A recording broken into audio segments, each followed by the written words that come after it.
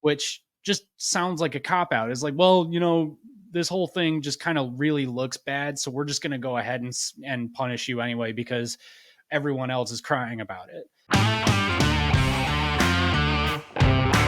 First up, we've got Penn State, Illinois. We're going to go through each of the games. Well, we got 3 games. First up, Penn State, Illinois. We got 5 minutes for each game.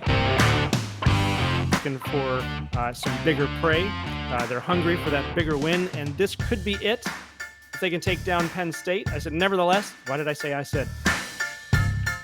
The former 3rd string, now 2nd string quarterback. And people on Twitter are talking. Should he be the starter now?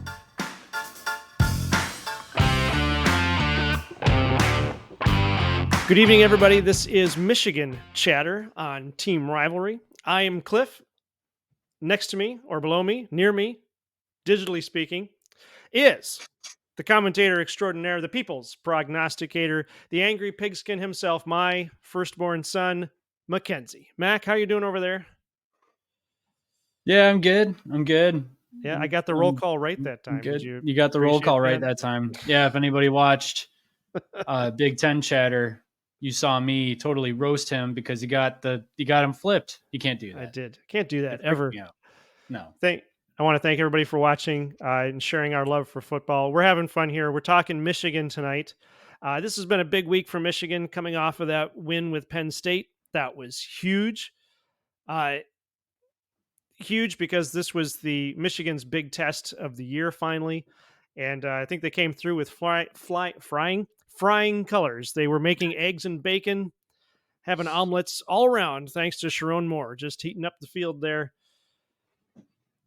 Making breakfast. Okay. Jim Harbaugh was not on the sideline for the Penn State game because he's been suspended. He flew out with the team and learned mid-flight via social media that he was suspended. Angelique Changeless asked this question at the press conference and found out that, in fact, here's what happened, is that the Big Ten notified ESPN. ESPN, I think, what's his name? Pete Thamel? Yeah.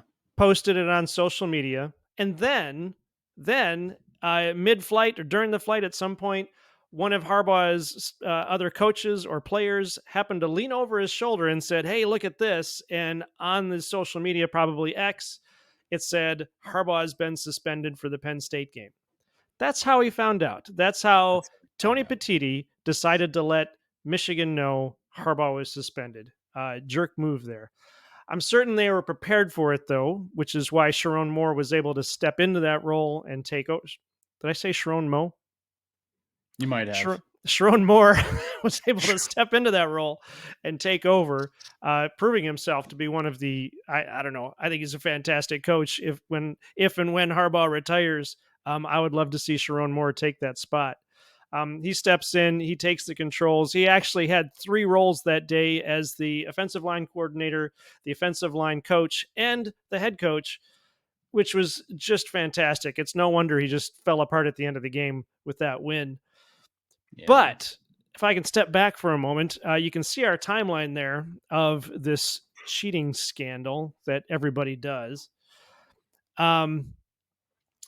We expected the Big Ten to suspend Harbaugh, but then we also thought that they were going to put an injunction in so that Harbaugh would still be coaching for the Penn State game. And it came so late that they thought they must have thought that he wasn't going to be suspended for the game.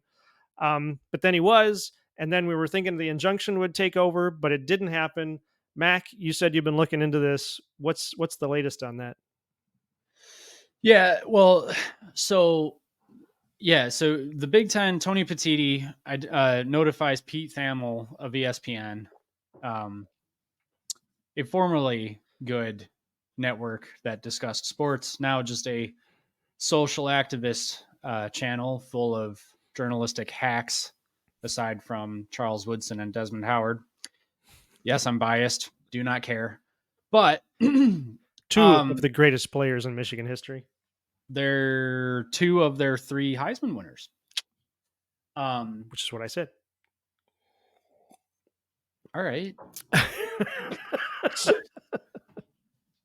Carry on.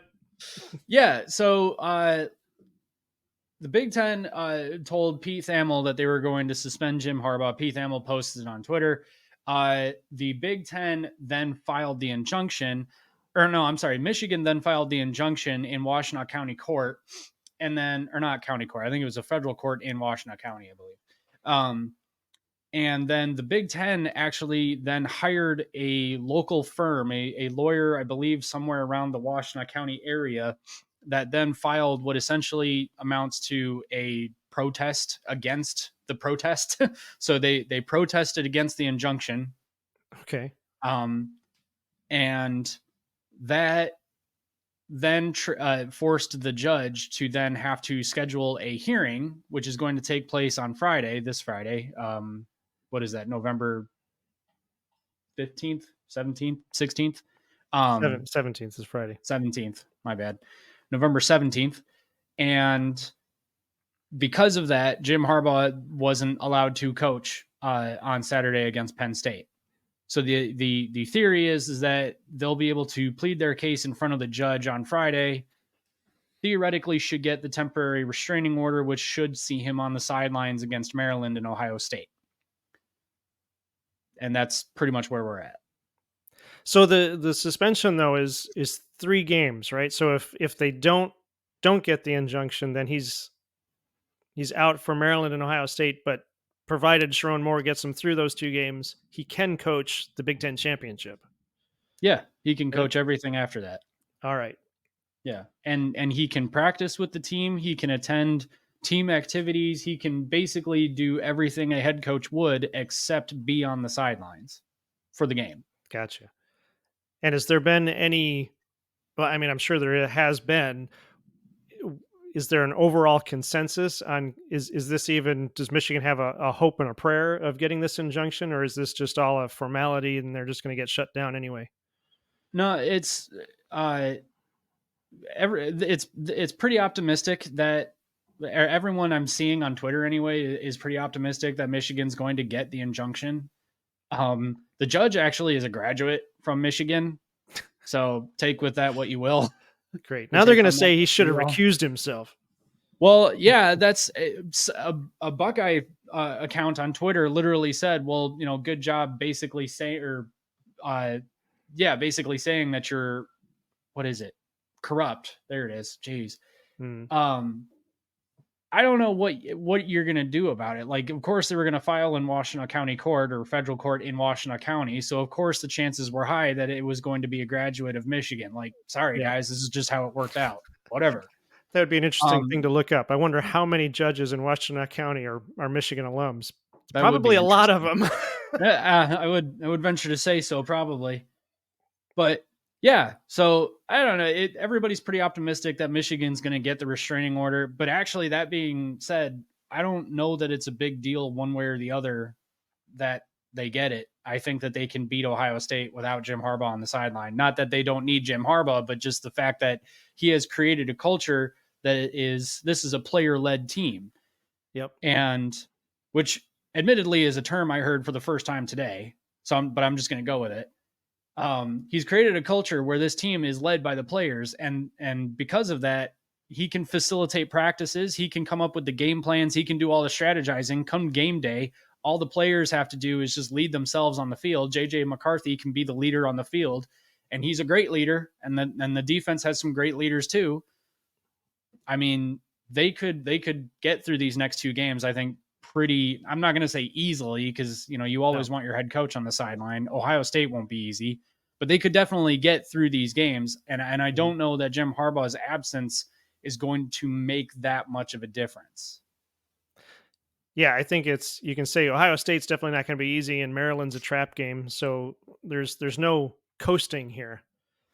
But I have heard too that the Penn State game proves this out, that you've got a good organization, you've got a good team when essentially the boss isn't there and things essentially carry on as normal.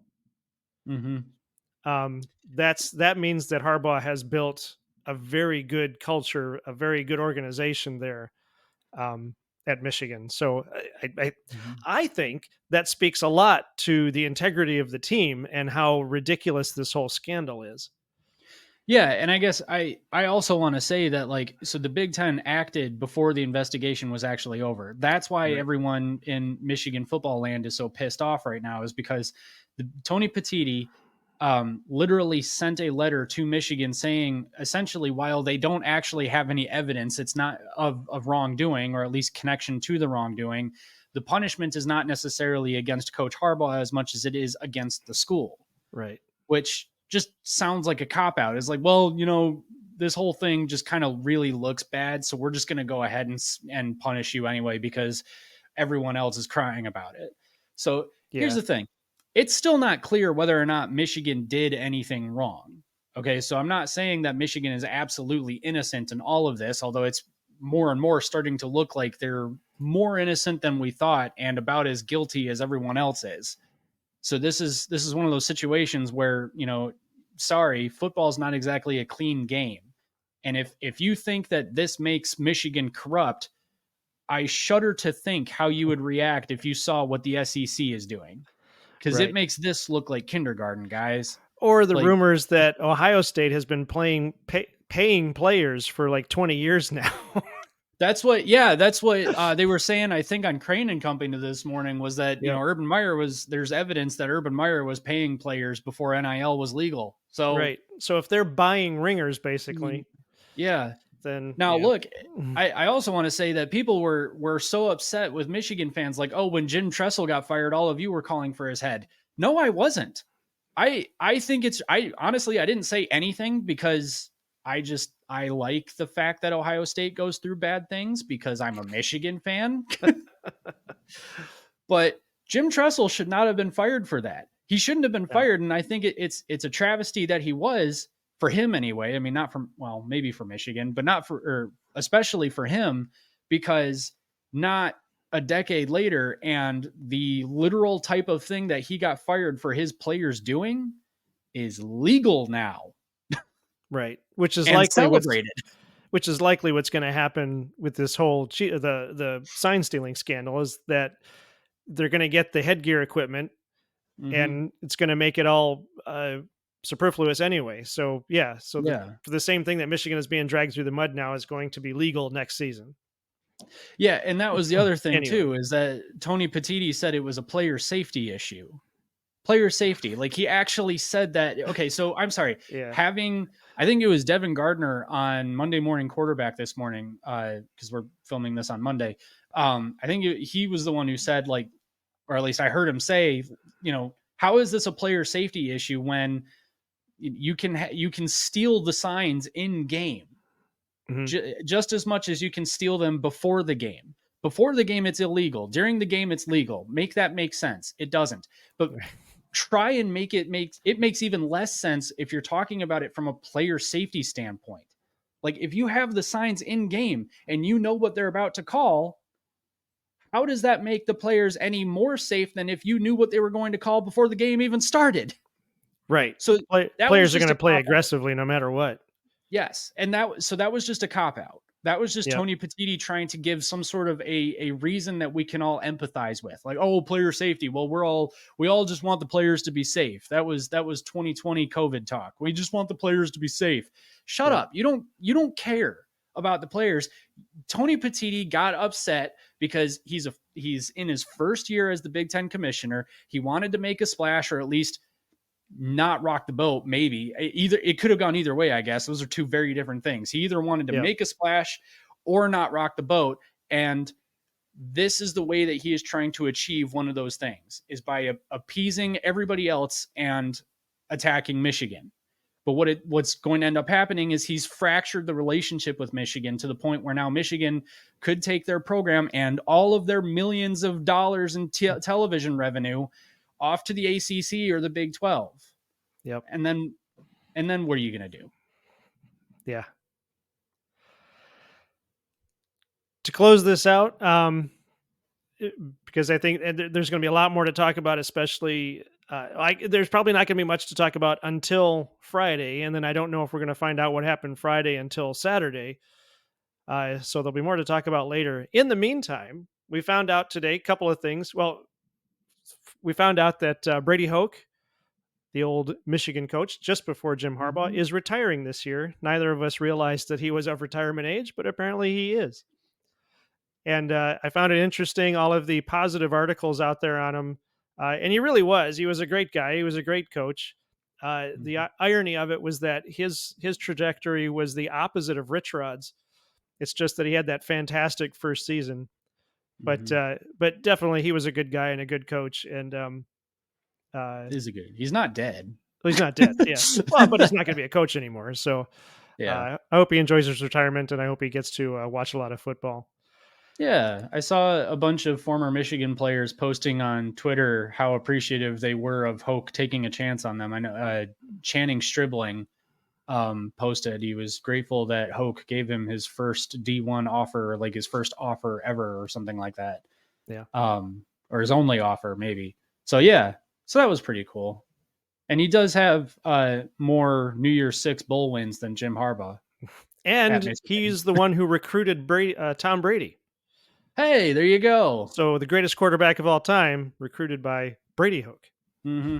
So he'll always be a Michigan man, even if he wasn't the greatest head coach here. The last thing to round this out, and this might just be a yes or no question. Will this Saturday's game against Maryland be Michigan's 1,000th win or not? Yes. Yes. I agree. Absolutely. I think Maryland is a disaster right now. They've fallen apart. And it sucks because they had a great start to the season, but they have completely fallen apart. I know it's tragic too. I was really rooting for him. I thought the 5-0 start, I thought, okay, this is Maryland's year. Loxley's got it together. And then not so much. Nope. No. That's going to do it for us on Michigan Chatter. I hope you enjoyed watching. Thank you for watching. Mac, take us out. This is Team Rivalry Michigan Chatter. I got it. I got it that time. Thanks for watching. Have a great weekend watching football. Have fun watching football. Remember, #make football fun again. If you like what you saw, don't forget to like and subscribe and leave us a comment. Let us know what you think. This is Big Ten Team Rivalry.